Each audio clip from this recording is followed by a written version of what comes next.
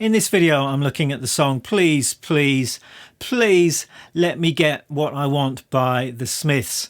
And I used to worry about being that guy who was always looking at Smiths songs in his videos, but I think it's been well over a year since the last one, so I think this lesson is actually slightly overdue. And the reason I went for this tune, I was simply listening to it the other day. It's obviously a timeless classic, and one of those tunes I thought I knew how to play it, but in fact I only half knew how to play it. So for this video I've sat down, I tried to learn it properly, and the good news is I think by Johnny Marr standards it's not too difficult to play, though there's some really beautiful things going on in this one. So I'm going to play it through for you. I've tried to learn the acoustic part more or less note for note from the original recording, and I've also done a little arrangement of the vocal melody and sort of translated that onto the guitar. So let me play through the tune and then I'll take you through what's going on.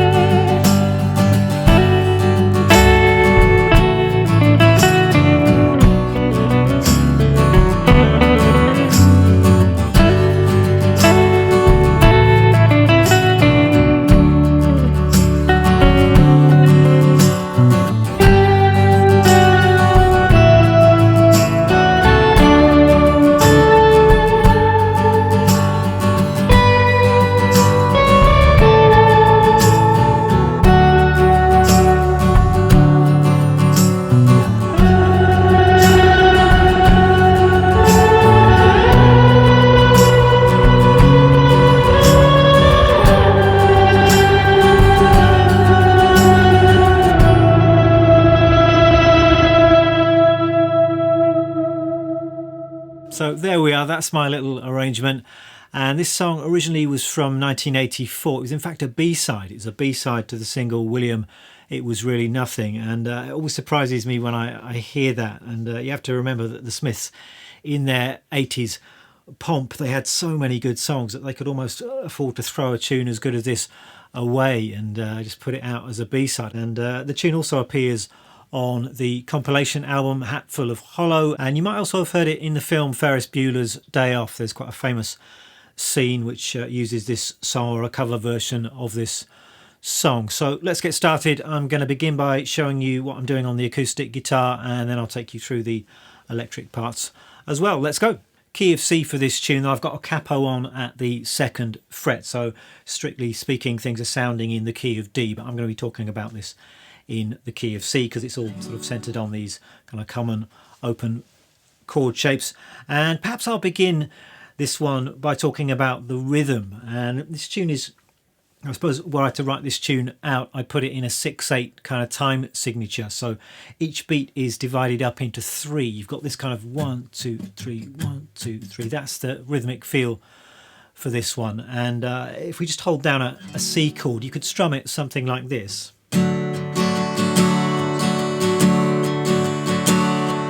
1, 2, 3, 4, 5, 6, 1, 2, 3, 2, 2, 3. That's the kind of rhythmic feel. Best thing is if you can just feel it with your strumming hand, but it's helpful for me to give you a fixed strumming pattern to begin with, then perhaps something like this.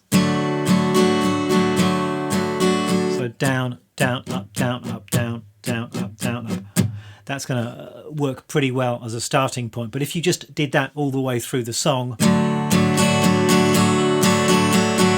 it's going to sound quite stiff and wooden and a little bit boring, so you're going to want to try and bring in some dynamic, a bit of light and shade as well. And like with most strumming patterns, the trick here is to stay nice and loose and relaxed in your strumming hand, and just to keep your strumming hand always moving up and down. So my strumming hand throughout the entire song is just going to be going up and down. And then to create those different rhythms, different accents, you decide when you hit the strings and how hard you hit the strings. So some of the time I'm going to be missing the strings entirely. Other times I'm just going to be playing very softly, so almost some kind of ghost notes. And that way, even though your hand is always moving in the same way, you can get quite a lot of variation in the rhythmic feel. So you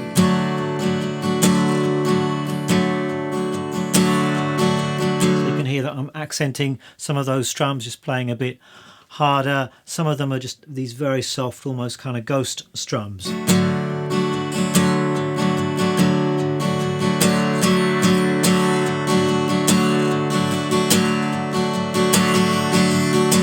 And then you can throw in some sort of heavier strokes with the pick, almost like a drummer would throw in a drum fill. It's a really good way to sort of signal different sections of the tune and to give a bit of a kind of rise in and fall in intensity. So that's the strumming, and I think that stays pretty much consistent throughout the whole tune. So let's get on to the actual chords. So it begins like this. We've got...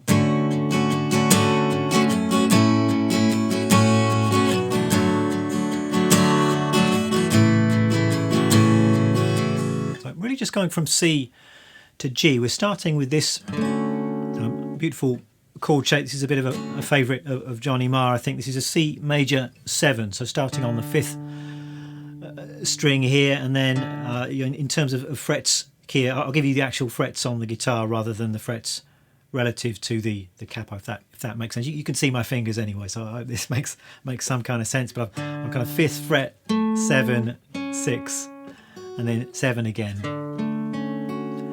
And if you want, you can let the open top string ring out as well. That's our C major 7. Then going to G, I'm playing my G chord like this with the thumb over the top. I think this is how Johnny Marr does it. I did check out a few live videos. This is what he seems to be doing. So I've got my root note played with the thumb. I'm actually muting the 5th string, and then I've got this little triad shape here, so 5, 4 and 3, or 7, 6 and 5. This is going to get hopelessly confusing when you've got the cap on. You know what I mean, I hope. And then we've got the open top string as well. So yeah, it's a variation on this kind of G bar chord shape, but because you've got that thumb over the top, you can kind of allow that open top string to ring out a little bit as well, which is really nice. And then what Johnny Marr is doing is he's just lifting up his first finger. So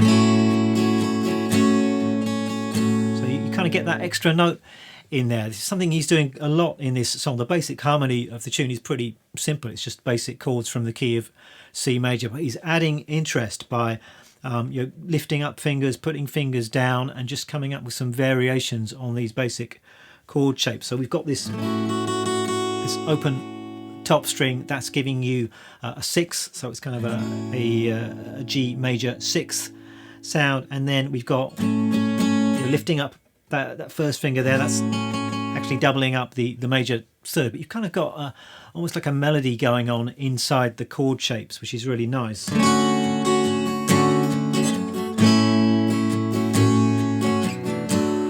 Then interestingly, he's playing C and G again, but he's playing them in different ways. So now he's coming down playing like a regular C chord, and then playing G like this.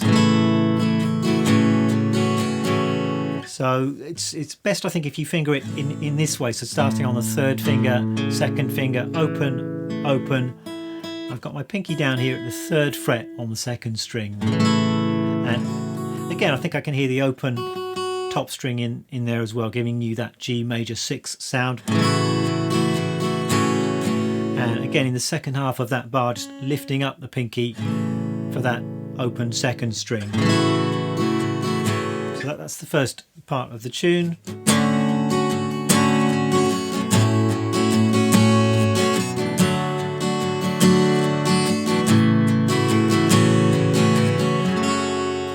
Then we're heading to E minor, just a regular E minor chord, into F,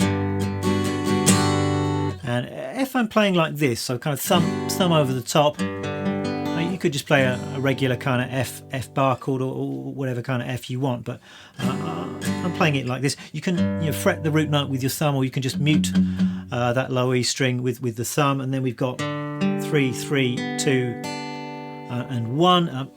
Perhaps an open top string in there as well for an F major 7 sound. And that's taking us to G. Playing that G the same as before. And heading into the chorus, we've just got this little melody line on the top of the G chord. So going down to the first fret on the second string, and then to the open second string. So another nice example of just this melodic movement within common chord shapes. I think that's something you can take from this song and bring it into your own playing, your own arrangements, your own song. So just basic chords, but just adding some embellishment, some extra colours to those shapes. And let's just have a quick recap. So what we've got so far, just slowly.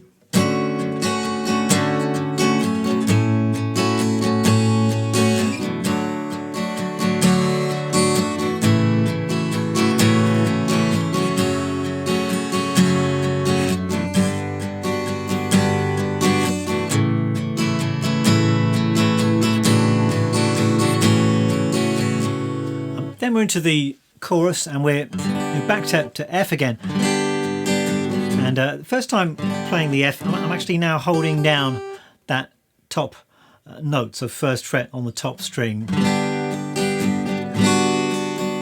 And then I'm allowing the open top string to ring. So again, you've got this little melody on top of the chord. So, and I'm achieving that by kind of flattening down my first finger and then going up onto the tip to allow the top string to ring. So then we're going to G. Once again with that little melody on top. This is similar to what we've had before. Then we've got C, and this little kind of walk down. So just going from C to this little shape here. So it's second fret, open, open, and then it's kind of like a G with a B in the bass, but you've also got that that C in there as well. So with an added 4. So that's going to F. That goes round again. F major 7, G, and then second time round we're going to an A minor, and we're walking up. So this bit we've got just a regular A minor chord, then I'm lifting up my second finger and putting it down at the second fret on the 5th string. I've got that kind of sound, and then going to C again. And I'm doing this, to start with I've got my second finger lifted up, so I've got an open 4th string, and then I'm putting it down. I'm not sure if that's happening on the original recording. That's something I've taken from one of the live performances I've seen. I think that's a nice little touch. Again, just adding some movement inside these chords. And then we're back to F major 7, G, and then we're back round for another verse. So let me put all of that together. This is the chorus of the tune. So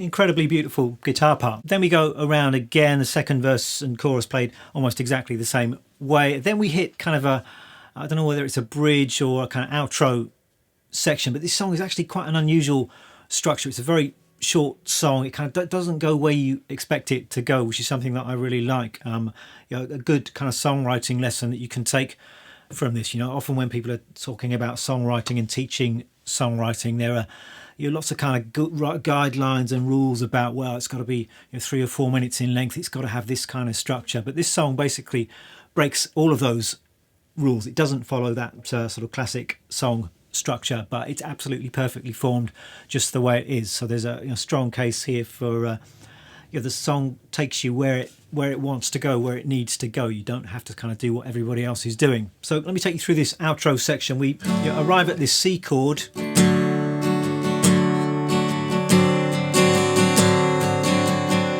Then we make that a C7 just by putting down the pinky, which is a very kind of classic songwriting device. You've got the 1 chord, then you've got the 1-7 chord. You make it dominant, and that's taking you to the 4 chord. It's kind of a secondary dominant chord. You hear that in a lot of classic songs. It's pulling you back to the F chord. Then we start off by going around the chorus chords here. This is kind of solo section that you hear over the top of this.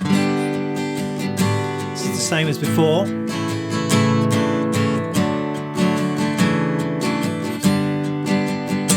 Goes round again.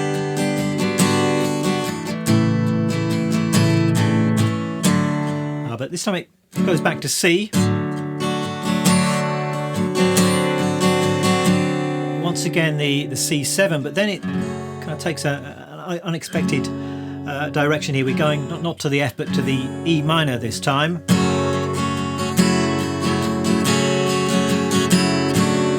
I'm just throwing in some extra notes there on the 2nd string.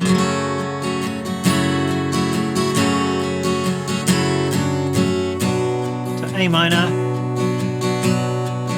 Then we've got F. I'm lifting up my first finger all together. And just ends quite abruptly just on the G chord, which again is kind of unexpected, ending on the 5 chord. It never kind of goes back home to 1 again. And that's really it for the acoustic parts. Just focus on relaxed, solid strumming. And as I've already said, the lesson you can take from this is just how to work with what is a simple chord progression, but you can add interest just by putting extra fingers down, taking fingers away, and you get all of these interesting colours. And for this part, really just keeping it quite simple, picking out that vocal melody by ear, for the most part playing it quite straight, a few embellishments here and there, and I'm leaving the capo on at the 2nd fret just because that allows me to get some open strings in there as well. So the verse melody, I'm starting off down here. So the melody, good times for a change, and I'm just got some open 3rd string in there as well as a kind of a drone.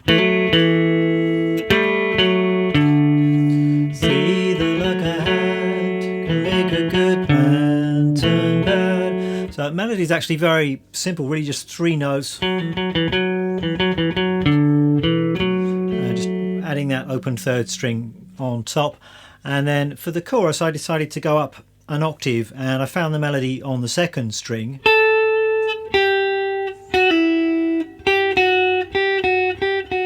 And I was just harmonising that a little bit, so I found some notes on the D string to harmonise the melody.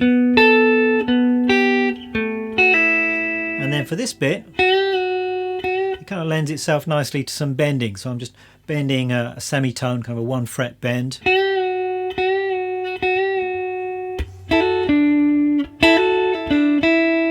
And then some of this kind of soul R&B kind of double stop ideas. So I'm at the 3rd fret here on the top 2 strings, just hammering down with my 3rd finger. So again, just trying to pick out the melody, and then I went into this. So this is a part that you can hear on the original recording. It's kind of a fill. So after I've played the vocal melody, that kind of refrain,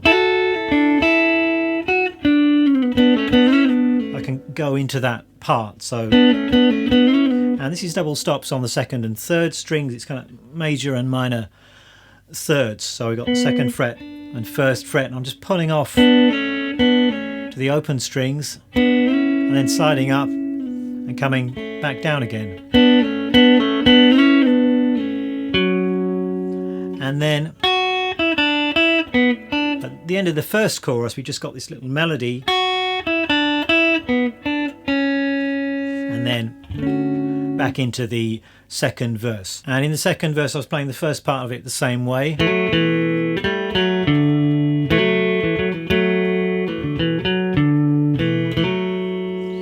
And then for the second chorus I changed things up a little bit. I think I did this.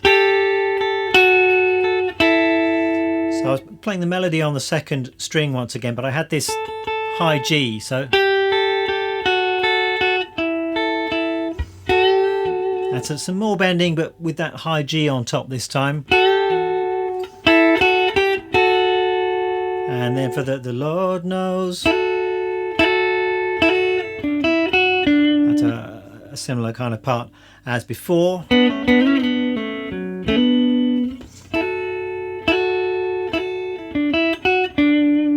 And that's the second chorus. Then we've got that outro section with that beautiful melody, and it sounds like it's done on a mandolin or something. Maybe it's just lots of different layers of guitars. It's got slightly kind of a Greek vibe, that sort of bouzouki kind of thing. So I've actually no idea how it was achieved on the original recording, but I'm just playing those notes on the guitar with some effects which I will get into in just a moment. But played the melody pretty straight. It just goes like this. Starting on the second string.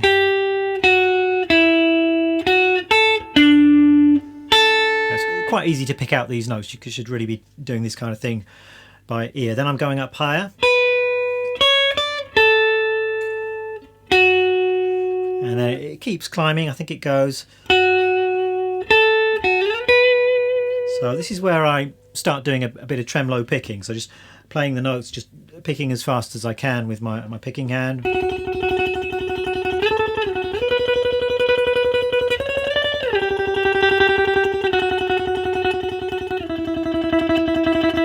And all of that melody played on the second string. I know you want to hear what gear I'm using, so let me talk about that now. Acoustic is my Martin D20.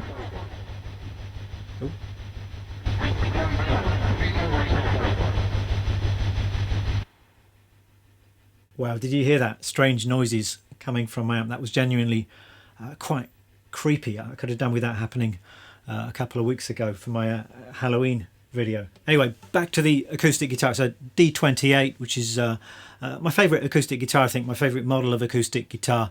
And I originally got this because of the associations with the Beatles and the White Album, but lots of great players have used D28. So Neil Young, Johnny Marr himself, I think, used a D28 quite extensively with the Smiths. I'm not sure exactly what he used on this particular song, but it wouldn't surprise me if it were a D28. And this particular guitar has got quite old strings. I do like old strings on acoustic guitars. I don't like that zingy kind of new string sound, but even for me these strings are getting on a bit. I think a string change is probably overdue, so I'll probably do that quite soon, and then of course I'll have to play them in so they don't sound so bright. And then for the electric parts, and pro tip, don't lean expensive guitars up against amplifiers like that. It's not generally a good idea. Just get a guitar stand. But yeah, for the electric parts, using my my usual rig these days. So Jazzmaster into a Fender Princeton, and got 3 pedals down here: the J Rocket Archer Overdrive, a carbon copy delay, and then for the end solo I was using an Electro Harmonics pitchfork set to an octave higher. So you've got the original guitar signal, and then you blend in a pitch shifted higher octave, and it gives you that kind of faux mandolin kind of vibe. And for the melody I was just going straight into the Princeton with a bit of tremolo and reverb coming from the Princeton. So that sounds like this.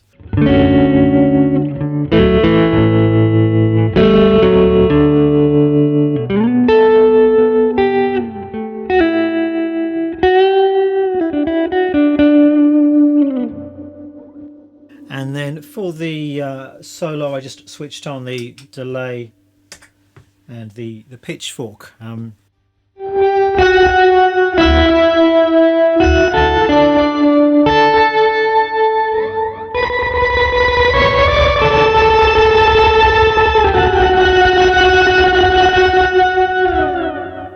And that's it for this video. Thanks very much for watching. I will tab all of this stuff out and I'll stick that up on the Patreon page. Check that out if you're interested, and I'll see you next time.